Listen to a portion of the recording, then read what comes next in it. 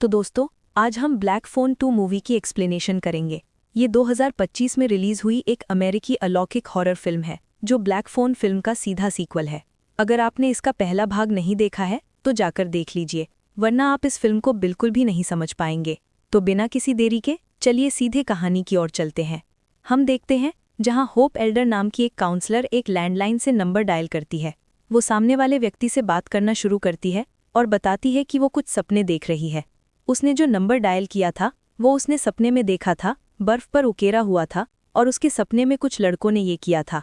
अब क्या हुआ था, कैसे हुआ था, ये बाद में देखेंगे, लेकिन वो जानना चाहती है कि वो अभी किससे बात कर रही है, ये नंबर किसका है। वो थोड़ी चिंतित होती है, लेकिन सामने वाला आदमी उसे अपने बारे में कुछ नहीं बताता है। और तभी एक जोरदार आवाज़ के साथ लाइन कट जाती है, जिससे होप बहुत डर जाती है।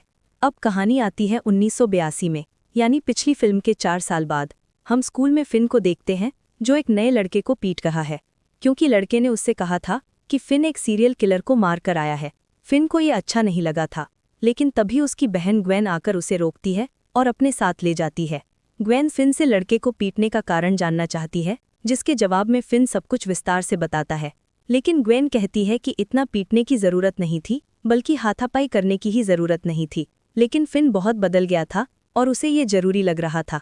दरअसल 4 साल पहले जिसे वो मार कर आया था, यानी ग्रैबर को, वो धीरे धीरे उसी की तरह होता जा रहा था, यानी ग्रैबर की तरह स्वभाव का। हो सकता है ये उसका अंदर का डर या ट्रॉमा हो, जिसे वो गुस्से और क्रोध से दबाने की कोशिश करता है। इसी बीच पिछली फिल्म में ग्रैबर का शिकार हुए रॉबिन के भाई अर्नेस्टो ग्वेन से एक शो में चलने के लिए पूछता है, जिसके लिए वो राजी हो जाती है। फिन ग्वेन को चिढ़ाता है कि ये तो डेटिंग लग रही है। पहले वो मना करती है, लेकिन बाद में मान लेती है कि हाँ, ये डेट ही है। खैर, अब वे दोनों घर आते हैं, जहां उनके पिता टेरेंस उनका इंतजार कर रहे थे। जैसा कि पिछली फिल्म में वो शराबी और मारपीट करने वाले थे, लेकिन अब वो सुधर गए हैं और काफ़ी मददगार व केयरिंग हो गए हैं, जैसा उन्होंने फिल्म के अंत में कहा था। खैर, वे दोनों बच्चों को शुभ रात्रि बोलकर सोने चले जाते हैं। उनके जाने के बाद फिन गांजा पीने लगता है और अपने सामने ग्रैबर को देखता है। ग्रैबर वहाँ नहीं होता, बल्कि उसके अंदर के ट्रॉमा और डर के कारण वो उसे देख पा रहा होता है। फिन उससे कहता है कि अगर उसने उसे दोबारा छूने की कोशिश की तो वो उसका मुंह फाड़ देगा, जो उसने पहले भी किया है। ग्रैबर अपने आइकॉनिक मास्क के अंदर था। ग्वेन बाहर आती है तो ग्रैबर को नहीं देख पाती, जो फिन की परेशानी समझकर उसे कहती है कि वो चाहे तो इन सब के बारे में बात कर सकता है, लेकिन फिन राजी नहीं होता और कहता है कि सब ठीक है। यहाँ साफ पता चलता है कि फिन के अंदर अभी भी ग्रैबर का डर बचा हुआ है। खैर, दोनों भाई बहन सोने चले जाते हैं। अब ग्वेन एक सपना देखती है। पिछली फिल्म में भी वो ऐसे सपने देखती थी, जो उसे उसकी माँ से ये शक्ति मिली थी। उन सपनों में वो ग्रैबर के शिकार लोगों को देखती थी, ग्रैबर को देखती थी, और इन्हीं सपनों की मदद से वो ग्रैबर के घर फिन के पास पहुंच पाई थी, जहां उसने उसे बेसमेंट में बंद करके रखा था। लेकिन फिलहाल ग्वेन जो सपने देख रही है, वो हैरान कर देने वाले हैं। शुरुआत की अल्पाइन लेक के ऊपर के यूथ कैंप के बारे में। उस कैंप में कुछ लड़के आते हैं, जिनमें एक पीले जैकेट वाला लड़का था। कोई उसका पीछा करता है और बहुत बुरी तरह से मार कर डाल देता है। लड़का लेक के अंदर से ऊपर जमी हुई बर्फ पर W अक्षर लिखकर लेक के अंदर डूब जाता है। यानी कि लड़का मर चुका था, लेकिन उसकी आत्मा ग्वेन के सपने में आकर W अक्षर के जरिए एक इशारा दे रही थी। ग्वेन अपने सपने में एक फ़ोन को रिंग होते हुए सुनती है, जो उसके आसपास कहीं बज रहा था। वो बाहर जाने लगती है, लेकिन हैरान करने वाली बात ये थी कि उसका शरीर भी घर से बाहर जाना चाह रहा था, लेकिन बाहर हॉल रूम का फ़ोन नहीं बज रहा था। वो घर से बाहर निकलने की कोशिश करती है, लेकिन तभी फिन आकर उससे पूछता है कि वो कहाँ जा रही है, और तभी वो सपने से जाग जाती है। दरअसल उसका शरीर भी ठंडा पड़ गया था, यानी कि वो एक तरह का एस्ट्रल प्रोजेक्शन कर रही थी। खैर, वो बताती है कि एक फ़ोन बज रहा था, लेकिन फिन कहता है कि ऐसा कुछ नहीं हुआ और शायद वो नींद में चल रही थी, इसलिए वो उसे दोबारा सुलाने जाता है। ग्वेन अपने भाई को बताती है कि उसने फिर से सपने देखे हैं, लेकिन फिन ध्यान न देकर सोने चला जाता है। अगले दिन ग्वेन स्कूल में थी, जहां अर्नेस्टो उससे बात करने आता है। ग्वेन तब अलौकिक चीज़ों के बारे में एक किताब पढ़ रही थी। अर्नेस्टो पूछता है कि क्या ग्वेन को इन सब चीज़ों में दिलचस्पी है। वो कहती है हाँ, भूत प्रेत, डायमेंशन और सभी तरह की अलौकिक चीज़ों में उसे दिलचस्पी है। अर्नेस्टो उसे शो के टिकट देता है, जिसे देखकर वो खुश होती है। अर्नेस्टो ग्वेन को लॉटरियाँ देता है, जो टैरो कार्ड्स जैसे दिखते हैं। ग्वेन भी कहती है कि ये टैरो कार्ड्स की तरह ही हैं और सही से इस्तेमाल करने पर ये कार्ड्स बता सकते हैं कि भविष्य में क्या होने वाला है। यहाँ अर्नेस्टो कहता है कि ग्वेन भी अपने सपनों में बहुत कुछ देख पाती है। वो पूछती है कि अर्नेस्टो ये सब कैसे जानता है।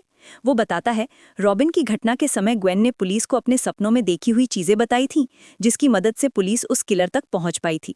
ग्वेन कहती है कि उसे इन सब के बारे में बात करना पसंद नहीं है, क्योंकि इससे सबको लगेगा कि वो अजीब है।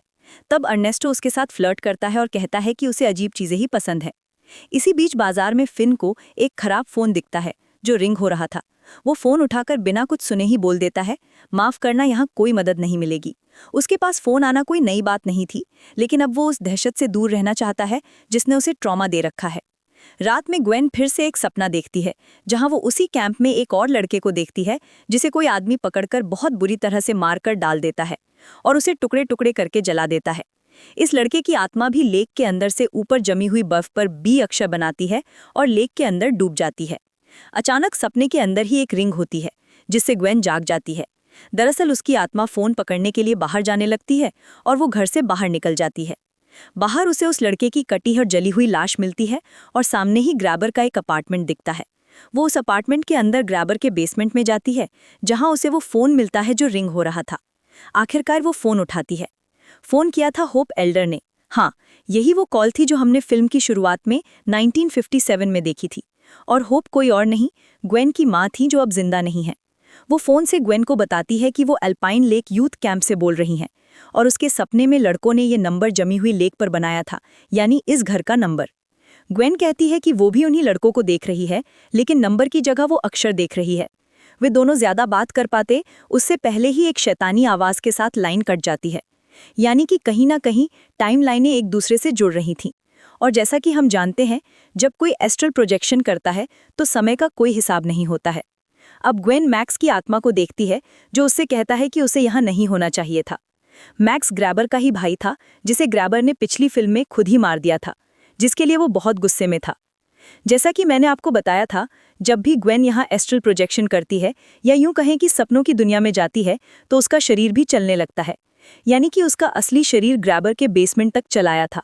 लेकिन तब तक फिन वहां आ जाता है, जो ग्वेन का पीछा करके यहाँ आया था। ग्वेन उसे बताती है कि उसने अभी अभी माँ से बात की है, लेकिन वो फिर से अपनी बहन की बातों को नज़रअंदाज करने लगने लगता है। फिन ग्वेन को दोबारा घर ले जाने लगता है।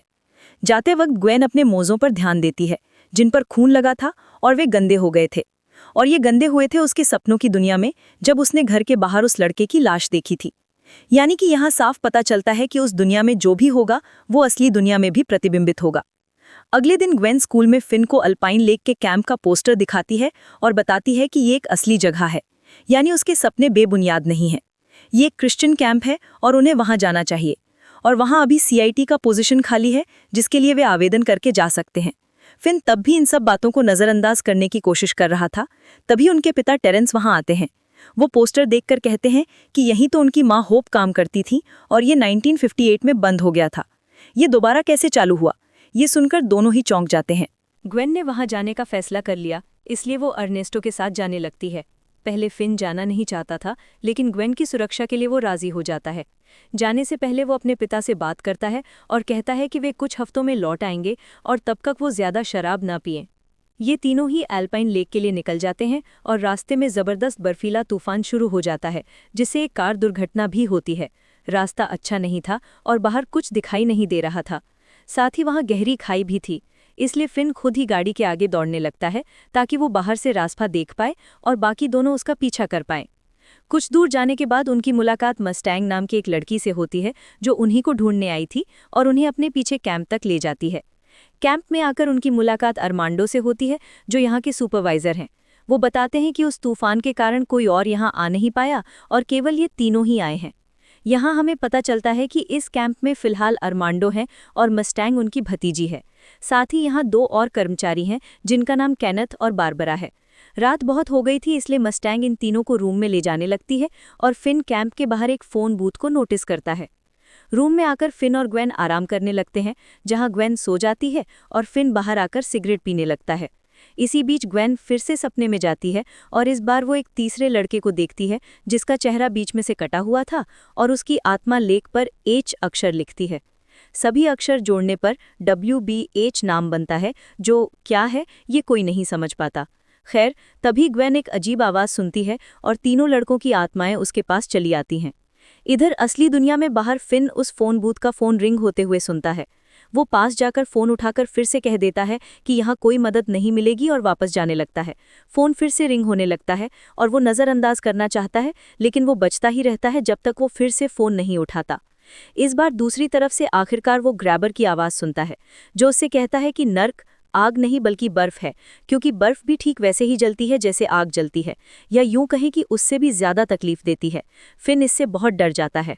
यहाँ एक चीज साफ थी कि ग्रैबर खुद नहीं था बल्कि उसकी आत्मा थी। दूसरी ओर ग्वेन को तीनों लड़कों की आत्माएं स्पिरिट वर्ल्ड के अंदर दौड़ाती हैं। वो तीसरे लड़के को खिड़की से बाहर देखती है, जो खिड़की से अंदर आने की कोशिश करता है, लेकिन तभी उसका कातिल खिड़की का शीशा आधा तोड़ देता है, जो इस लड़के का चेहरा आधा काट देता है। इससे ग्वेन जोर से चिल्लाने लगती है। ये दृश्य सच में बहुत भयानक था। तभी फिन उस बूथ के अंदर कैद हो जाता है, लेकिन कुछ ही देर बाद अचानक बूथ खुद ही खुल जाता है। इसके बाद वो भागकर अपनी बहन ग्वेन के पास जाकर उसे संभालता है। ग्वेन बहुत जोर जोर से रोने लगती है और कहती है कि वो पागल हो रही है, उसे लग रहा है कि वो पागल हो गई है। लेकिन फिन उसे समझाता है कि ये बस एक बुरा सपना था। इसके बाद वो उसे अपने साथ बॉयज़ कॉटेज में ले जाता है, जहाँ वो वॉशरूम में अपनी चोटें देखता है, जो सपने में एक लड़के द्वारा उसे पकड़ने के कारण हुई थी और वो असलियत में भी आ गई थी। यानी कि उसके साथ स्पिरिट वर्ल्ड में जो होगा वही चीज़ उसकी शारीरिक शरीर के साथ भी होगी। अब वो अर्नेस्टो के पास जाती है, जो उसे अपने पास ही सुला देता है। ग्वेन भगवान से कहती है कि आज रात उसे कोई सपना ना आए। अर्नेस्टो कहता है कि वो इस तरह ऊपर वाले से बात करती है और ये उसे अच्छा लगा है, क्योंकि उसकी माँ भी काफ़ी धार्मिक है, जिन्हें ये जानकर खुशी होगी कि वो एक धार्मिक लड़की को डेट कर रहा है। वो बताती है कि उसकी माँ भी बहुत धार्मिक थी, लेकिन उसके पिता नहीं थे, इसलिए उन्होंने माँ का चर्च जाना बंद करवा दिया था। उसकी माँ भी ऐसे सपने देखती थी और ग्वेन को ये शक्ति उन्हीं से मिली है। इन्हीं सपनों के कारण उसकी माँ पागल हो गई थी और ग्वेन को डर है कि कहीं उसके साथ भी ऐसा ना हो जाए। वो ये भी बताती है कि उसकी माँ बहुत सुंदर थी, जिसका चेहरा उसे हमेशा याद रहता है। अब अर्नेस्टो उसे समझाता है और वे दोनों बहुत करीब आ जाते हैं। वे करीब करीब चूमने ही वाले होते हैं, लेकिन फिन उसी रूम में होता है, इसलिए वो उन्हें टोकता है कि वो उनके सामने ही है, इसलिए कम से कम उनके सामने तो वे ऐसा ना करें। अगली सुबह वे तीनों बात करते हैं, जहां फिन को पता चलता है कि ग्वेन ने अर्नेस्टो को अपने सपनों के बारे में सब बता दिया है। इस पर फिन बहुत नाराज होता है और कहता है कि ये बातें उसे किसी के साथ साझा नहीं करनी चाहिए। ग्वेन कहती है कि फिन खुद कभी उसके सपनों की बात सुनना नहीं चाहता, इसलिए उसे किसी से तो बात करनी ही होगी। फिन कहता है कि वो भी किसी को कुछ नहीं बताता, और ग्वेन कहती है कि वो बताता नहीं है क्योंकि उसका कोई दोस्त नहीं है और वो हमेशा हकीकत से भागता है। खैर, बात करते करते ग्वेन उन दोनों को अपने हाथ की चोट दिखाती है और कहती है कि पिछली रात सपने में एक लड़के ने उसे पकड़ा था और ये वो चोट है। तभी अरमांडो उनके पास आते हैं, जो उन्हें ब्रेकफास्ट के लिए ले जाते हैं और कहते हैं कि शायद 2-3 दिन में ये तूफान थम जाएगा। अब वो उन तीनों से जानना चाहते हैं कि वे यहाँ क्यों आए हैं, क्योंकि वे तो यहाँ के पिछले कैंपर नहीं हैं और चर्च की लिस्ट में भी उनका नाम नहीं है। यानी कि उन्हें कोई पोस्टर नहीं मिला, बल्कि उन्होंने उसे ढूंढकर यहाँ आए हैं। फिन बताता है कि वे अपनी माँ के बारे में जानने आए हैं। वे उन्हें होप एल्डर की तस्वीर दिखाते हैं, जिसे देखते ही वो पहचान जाते हैं कि ये तो स्टारलाइट है। फिन और ग्वेन बताते हैं कि उनकी माँ 7 साल पहले मर गई थी, उन्होंने खुद को खुद ही खत्म कर लिया था। लेकिन आर्मांडो से उनकी ज़्यादा बात नहीं हो पाती और वे किसी काम से चले जाते हैं। लेकिन जाने से पहले फिन उनसे बाहर के फ़ोन बूथ के बारे में जानना चाहते हैं। तब आर्मांडो बहुत हैरान कर देने वाली बात कहते हैं कि बाहर का बूथ तो बहुत सालों से बंद पड़ा है, दरअसल फ़ोन ही खराब है। इससे फिन का दिमाग घूम जाता है कि कैसे वो फ़ोन उठा रहा था। अब फिन एक ही बात उन दोनों से साझा करता है। वो ग्वेन और अर्नेस्टो को बताता है कि रात में ये फ़ोन रिंग हुआ था और उसमें उसने ग्रैबर की आवाज़ सुनी थी। फिर से उसी फ़ोन के रिंग होने की आवाज़ आती है, जिसे फिन उठाता है। तब वे उन्हीं तीनों मरे हुए लड़कों की आवाज़ सुनता है, जो कहते हैं कि वे यहाँ फंसे हुए हैं और फिन उनकी मदद करे। वो पूछता है कि वे कहाँ हैं। वे कहते हैं कि वे नहीं जानते और यहाँ अंधेरा और ठंडा है। यही चीज़ हमने पहले भाग में भी देखी थी। और हाँ, यहाँ एक और दिलचस्प बात है। आपको याद होगा कि पहले भाग में ग्रैबर ने फिन से कहा था कि उसे भी लगता है कि ये फ़ोन रिंग होता है। पहले उसे लगता था कि वो पागल हो रहा है, लेकिन फिन भी ये आवाज़ सुन पा रहा है। यानी कि ये फ़ोन सच में रिंग होता था, उसे आवाज़ सुनाई देती थी।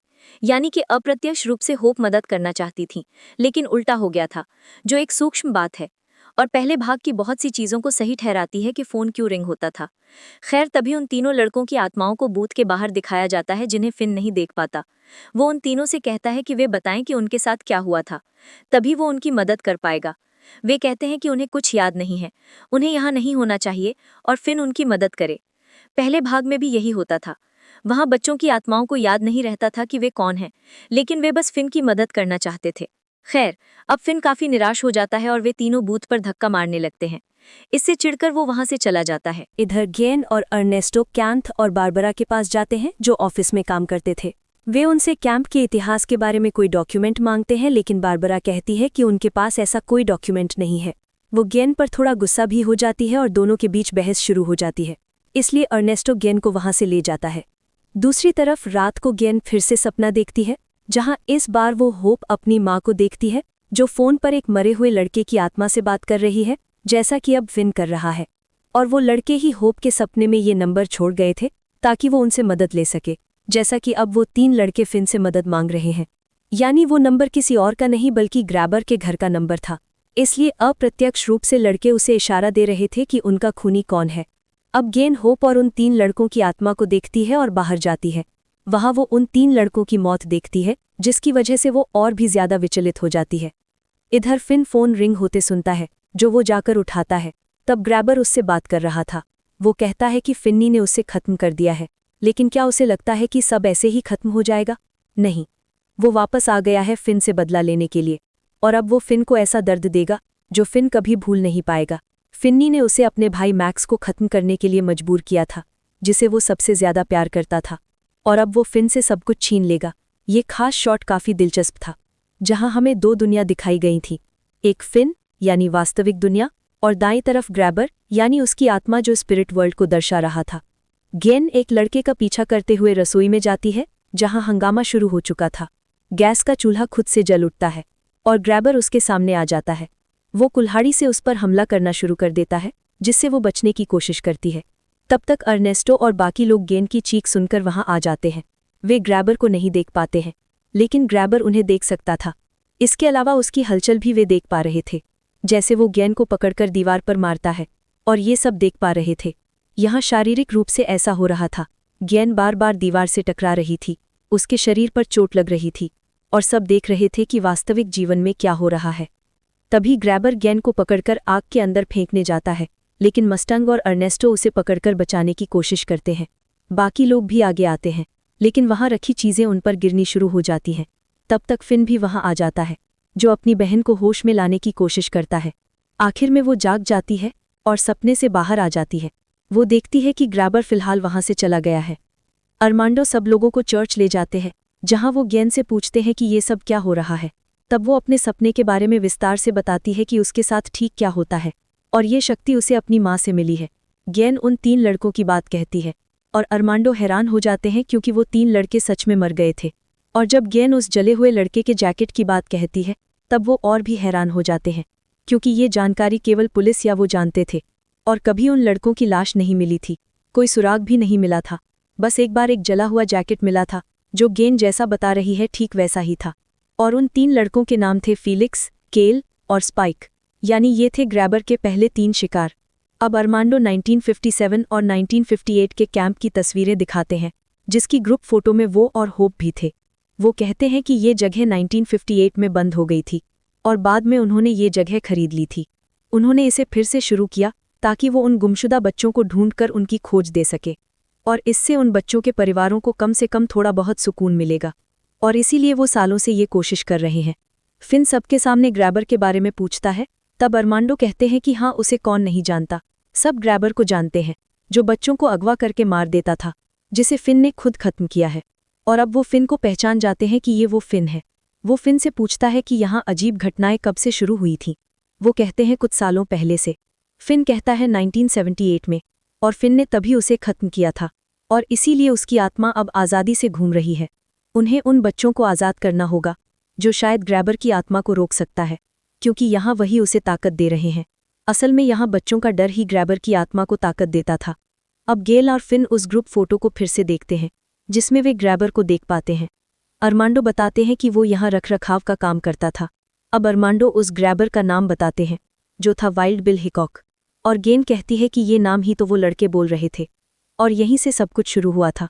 यानी उन लड़कों की मौत के बाद से ही ये सब शुरू हुआ था, या ये कह सकते हैं कि ग्रैबर के पहले 3 शिकार ये लड़के ही थे, और यहीं से कत्ल का सिलसिला शुरू होता है।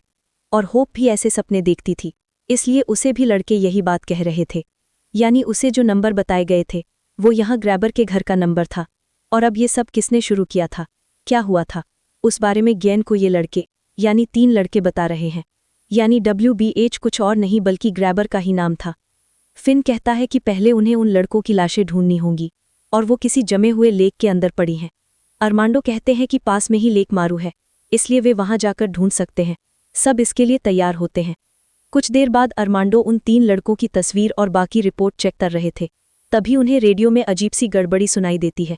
बाहर से भी कुछ आवाज़ें आ रही थीं, इसलिए वे खिड़की से बाहर देखते हैं। वहां एक स्नोमैन रखा था।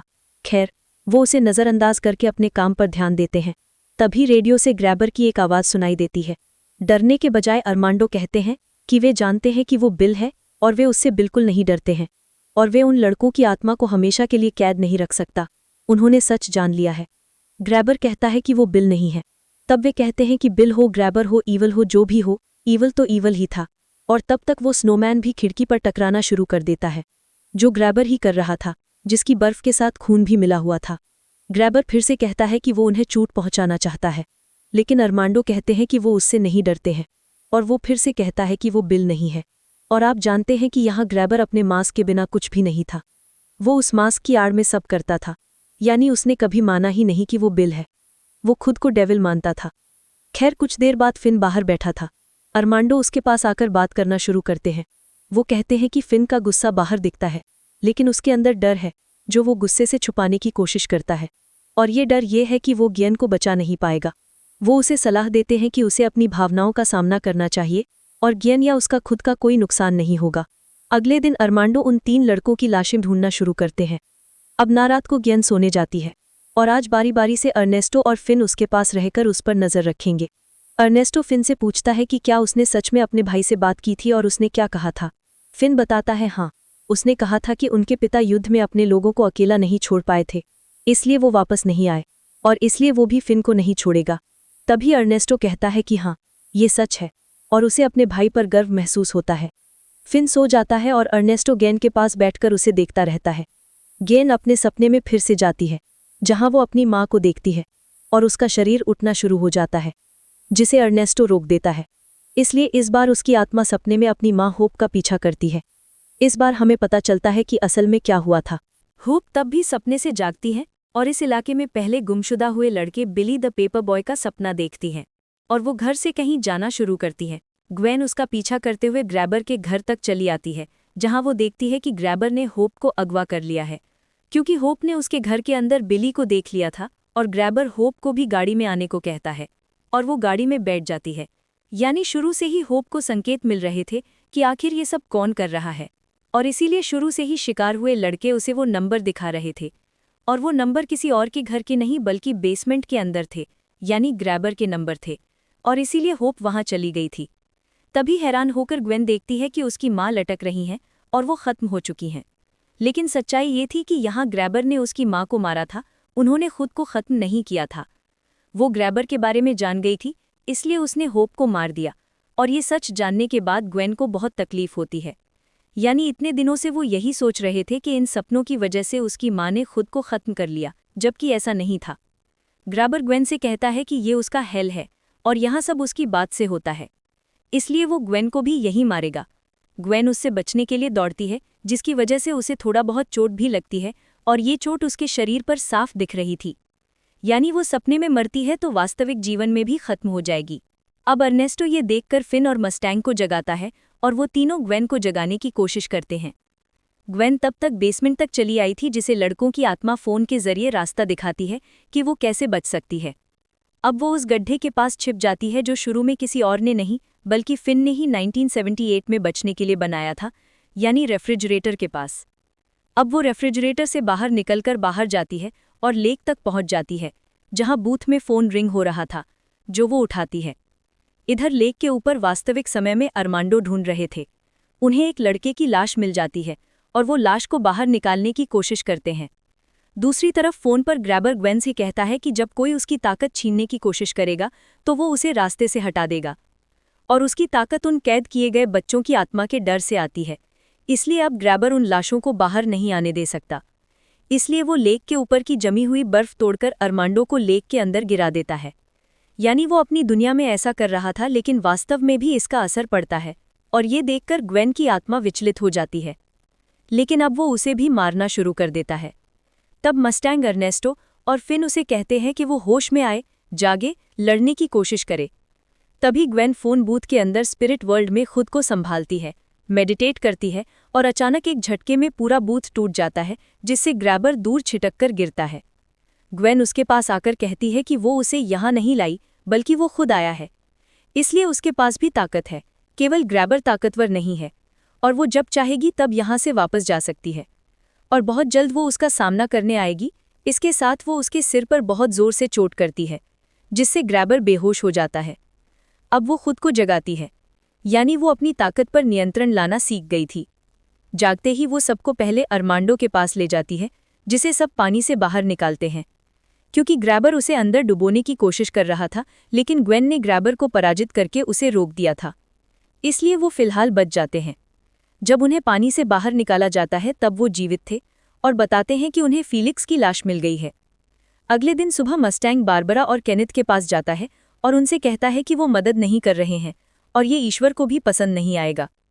बारबरा ग्वेन को नापसंद करती है, लेकिन ग्वेन ने ही तो कल अरमांडो को बचाया था, इसलिए कम से कम वो मदद तो कर सकते हैं ताकि सब ठीक हो जाए। अगले दिन सुबह सूरज उगने से पहले ही ग्वेन और फिन तैयार होते हैं, लेकिन तभी उनके पिता टेरेंस वहां आ जाते हैं, जो दोनों को वापस ले जाने आए थे। फिन वापस जाने के लिए राजी हो जाता है, लेकिन ग्वेन मना करती है और कहती है कि वो सब कुछ यहीं खत्म करके आएगी। अगर सब कुछ की शुरुआत यहाँ से हुई है तो सब यहीं खत्म होगा। फिन उसे जाने के लिए कहता है क्योंकि वो डर रहा था, लेकिन ग्वेन मना करती रहती है, इसलिए वो उससे बहस करता है।